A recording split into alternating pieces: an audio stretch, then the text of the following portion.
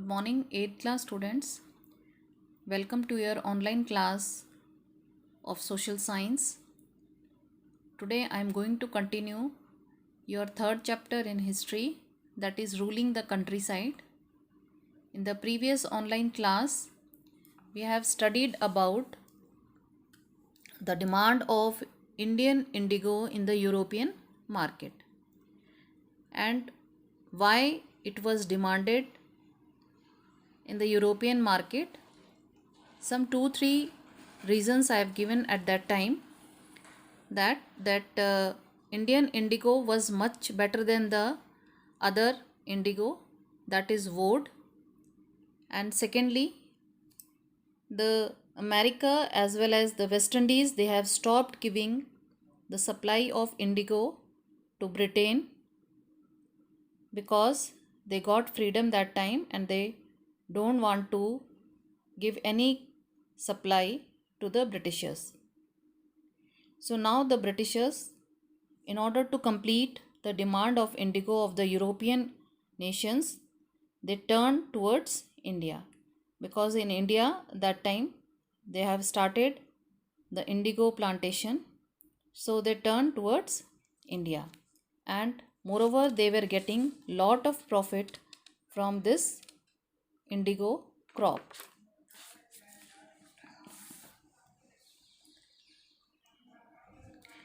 तो उस समय जो इंडिगो कल्टीवेशन था वो बंगाल में एक्सपेंड किया गया, काफ़ी बढ़ाया गया, और उस समय it was expanded very rapidly, काफ़ी तेज़ी से उस समय इंडिगो कल्टीवेशन जो है वो बढ़ा। 1788 तक तो जो इंडिगो था वो केवल 30% जो है it was imported into Britain, केवल 30% जो है वो वहाँ पे ब्रिटेन में जो है उसको इम्पोर्ट किया जाता था। लेकिन by 1810 its percentage has increased up to 95%। तो आप देख लो 30% के बाद now it has reach to 95%। ठीक है। मोरोवर कई जो वहाँ के ऑफिशियल्स थे, गवर्नमेंट ऑफिशियल्स थे, they have converted themselves to this indigo planters. क्यों? क्योंकि उस समय इंडिगो प्लांटर्स जो थे they were getting a lot of profit. वो अपना प्रॉफिट देखने की वजह से उन लोगों ने जो है अपना एक तरीके से from the officer rank they have change to the planters, because in this business they were getting very high profit. Now how was indigo cultivated in India? तो इंडिगो जो है वो किस तरीके से इंडिया में कल्टीवेट किया जाता था, उसके दो मेन सिस्टम थे। ठीक है, उनके दो मेन सिस्टम कौन कौन से थे? वन वाज निज, NIJ, निज, and the other is royalty, RYOTI। दो तरीके के उस समय मेन सिस्टम्स थे टू कल्टीवेट द इंडिगो। जो निच कल्टीवेशन था वो क्या था? निच कल्टीवेशन, इसमें the planter produced Indigo in lands that he directly controlled. उस लैंड में जिसमें उसका फुली कंट्रोल है, वो उस लैंड में क्या करते थे, वो वहाँ पर जो इंडिगो है उसको कल्टीवेट करते थे, उसको उगाते थे। या फिर अगर कोई उन्होंने रेंटेड लैंड ले लिया है, तो किसी ज़मींदार से अगर उन्होंने कोई लैंड रेंट में ले लिया है, तो वहाँ पर वो अपने जो लेबर्स होते थे उनको हायर करके उधर पे जो इंडिगो है उसकी खेती करते थे। ठीक है, तो इट मीन्स कि on the whole they have their own land, या उन्होंने किसी से रेंट पे लिया है, बट उनके जो भी लेबर होते थे वो उनके खुद के होते थे।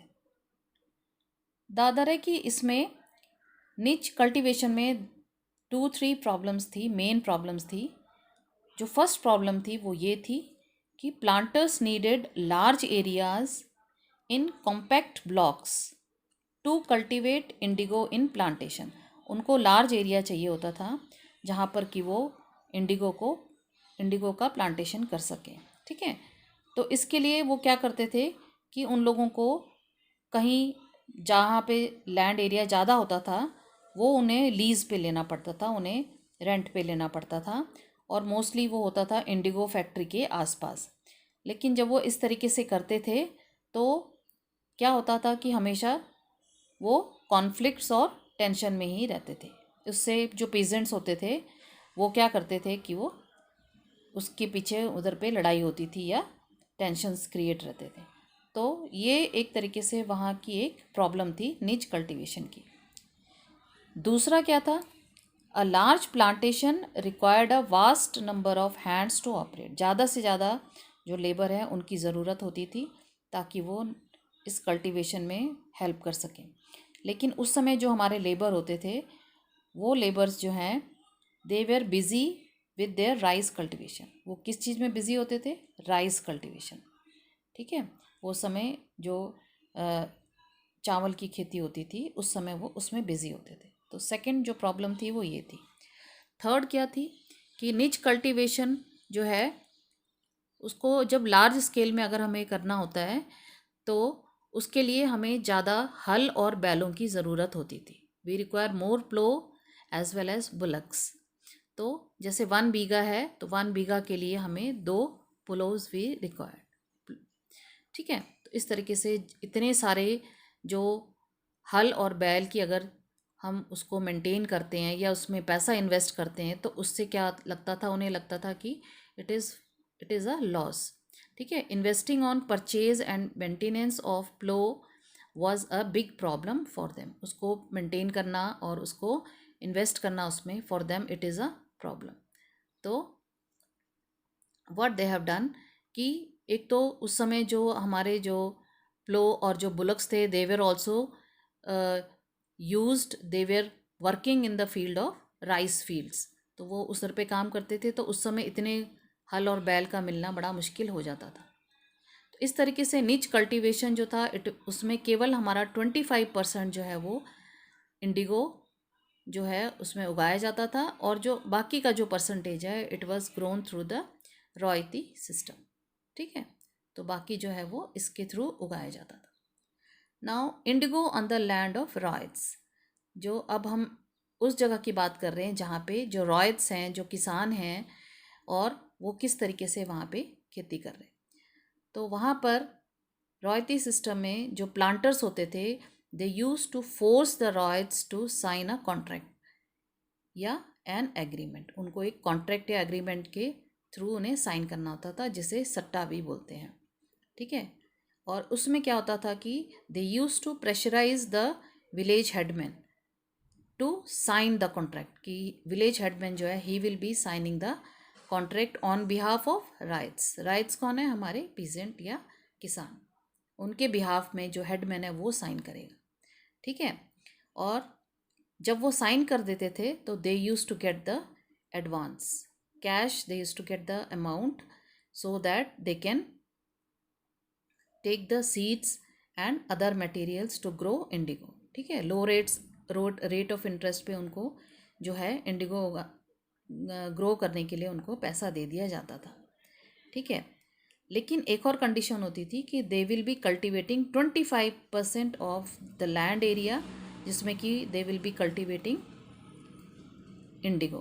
25% में they will be cultivating Indigo, और by they used to get the seed, they will be getting the drill, and then the cultivators they will sow the seeds and they will look after the crops। और crops की भी देखभाल करेंगे, बीज भी वहाँ पे उगाएंगे, सब ये काम जो है वो रॉयट्स जो हैं वो करेंगे। तो इस तरीके से वो क्या करते थे? They use to do the indigo cultivation. जब उनकी वो इंडिगो जो कंप्लीट हो जाती थी, जब वो हार्वेस्टिंग का टाइम होता था, that time they use to deliver the indigo to the planters. उनको दे देते थे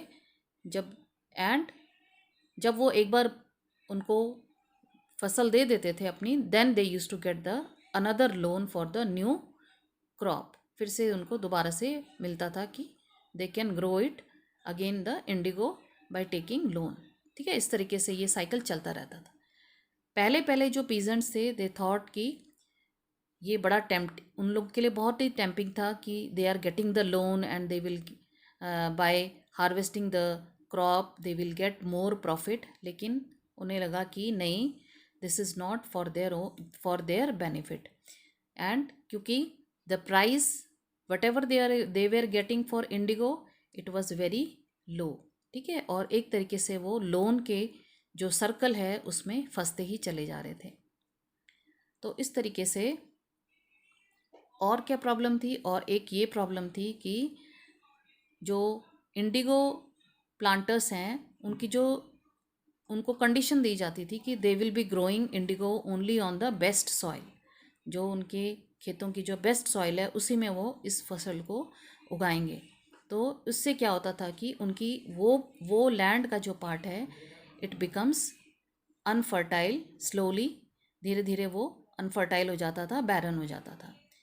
क्योंकि जो आपका इंडिगो है वो बड़े डीप रूटेड होते हैं, ठीक है, और वो धीरे धीरे सॉइल को एक तरीके से ख़त्म कर देते हैं, ठीक है। And then you can not grow any other crop in that soil. तो फिर वो बाद में उसमें राइस उगा नहीं सकते थे क्योंकि उसकी फर्टिलिटी जो है वो ख़त्म हो जाती थी। So because of all this a blue rebellion took place in India. इसकी वजह से, ये सारे प्रॉब्लम्स की वजह से इंडिया में ब्लू रेबिलियन जो है वो हुआ। In which year? In the year 1859 में, जिसमें थाउजेंड्स ऑफ जो राइट्स थे बंगाल के, उन लोगों ने इंडिगो उगाने के लिए अपनी जो है नामंजूरी दी। उन्होंने कहा कि we are not going to grow indigo, ठीक है, and we are not going to pay rent to the planters also. और जब ये लोग उनके पास आते थे तो they use to attack them, even they attack the indigo factories with swords, spears, bows and arrows. जो जेंट्स जो थे, आदमी लोग जो थे, उन लोगों ने इन चीज़ों से उन पर अटैक करते थे। इवन वोमेन लोग भी क्या करती थी, पॉट्स, पैन और किचन के इम्प्लीमेंट्स जो थे उनकी मदद से उनके ऊपर अटैक करती थी, ठीक है। तो इस तरीके से उन लोगों का भी बॉयकॉट किया जो कि इन प्लांटर्स के यहाँ काम करते थे, उनका सोशली बॉयकॉट उन्होंने किया।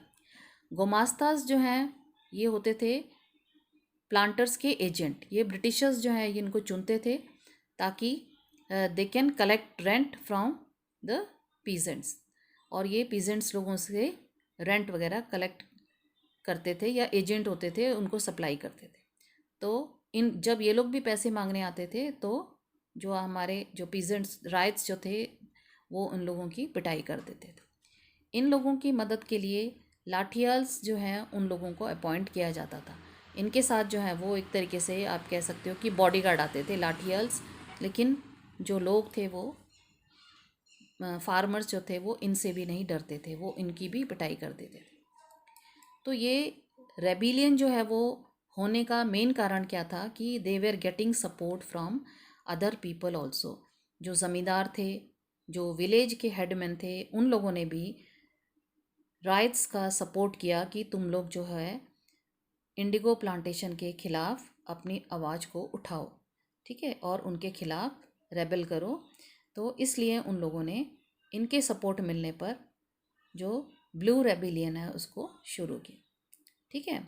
ज़मींदार थे, इन लोगों ने भी हेल्प किया, हेडमैन ने भी हेल्प किया, और इस तरीके से उन्होंने प्लांटर्स को के अगेंस्ट अपने आवाज़ उठाई, ठीक है। एक सिटी है बारासात करके बंगाल में उस समय, तो वहाँ पर लेफ्टिनेंट गवर्नर जो है उसने क्या किया कि इन द ईयर 1859 में उसने वहाँ पे टूर किया, और टूर करने के बाद उसने इशू किया नोटिस। इसका नाम था एस्ले एडन, ठीक है। इसने नोटिस इशू किया कि रॉयट्स को कंपेल ना किया जाए कि वो इंडिगो को ग्रो करें, या उनको इंडिगो कॉन्ट्रैक्ट्स के लिए कंपेल ना किया जाए। Eden was trying to placate the peasants and control that explosive situation. वो तो इस सिचुएशन को कंट्रोल करने के लिए ऐसे कर रहा था, बट लेकिन लोगों ने ये सोचा कि शायद ये जो वहाँ की क्वीन है, क्वीन विक्टोरिया जो है, वो उनकी मदद के लिए इस तरीके का जो स्टेप है उन लोगों ने उठाया है। ठीक है, तो इनके इस तरीके की स्टेप उठाने की वजह से जो हमारे रेबिलियन थे, उन लोगों जो रेबल जो कर रहे थे, उन लोगों ने कंटिन्यू रखा। ये रेबल को उन्होंने स्टॉप नहीं होने दिया। Again it was spreaded to some other parts of the areas, other parts of the states. और कलकत्ता से भी जो हमारे राइटर्स थे वो लोग भी आए and they started writing articles against these planters. ठीक है, तो इसकी वजह से एक इंडिगो कमीशन जो है वो सेटअप किया गया। Indigo commission was setup. ठीक है, और इसमें उन्होंने they found that planters were guilty. ये किसकी गलती है? प्लांटर्स की गलती है। और उन लोगों ने उनको अपना वो पाया कि they were at a fault and they criticise them. और उन्होंने बोला कि इन लोगों ने इनको जो है वो बलपूर्वक जो है forcefully they force them to grow indigo. तो इसलिए what they have done, they have said that कि it should not be compulsory for them to grow indigo। और लेकिन ये है कि अभी जिन लोगों ने कॉन्ट्रैक्ट किया हुआ है they should fulfill their contract, लेकिन in future they will not grow indigo and they can refuse। if someone is forcing then they can refuse। ठीक है, तो इस तरीके से इंडिगो जो हमारा इंडिगो कल्टीवेशन इन बंगाल था वो तो क्या हुआ, इट वाज कोलैप्स्ड, वो ख़त्म हो गया। लेकिन जो हमारे प्लांटर्स थे वो लोग कहाँ पे शिफ्ट हो गए? They shifted to Bihar, Bihar की तरफ वो शिफ्ट हो गए। And now with the nowadays with the discovery of the synthetic dyes, now it's demand has been totally reduced. अब ये बिल्कुल ख़त्म हो गया है। अब जो सिंथेटिक डाई है उसको यूज़ किया जाता है। और उस समय बिहार में जब इस टाइप की कंडीशन हुई थी फॉर इंडिगो प्लांटेशन, तो महात्मा गांधी जी जो हैं वो साउथ अफ्रीका से वापस आए थे और उन्होंने यहाँ पर चंपारण में आकर के उन लोगों ने बिहार के जो प्लांटर्स थे उन लोगों के अगेंस्ट अपनी आवाज़ उठाई कि people will not be growing indigo because it is not a profitable for the Indian farmers. ठीक है, और इस तरीके से हमारे इंडिया में 1917 में the beginning of Champaran movement started against the Indigo planters. Now the assignment I will be giving in PDF and you can note it down all the answers and the exercises. Thank you.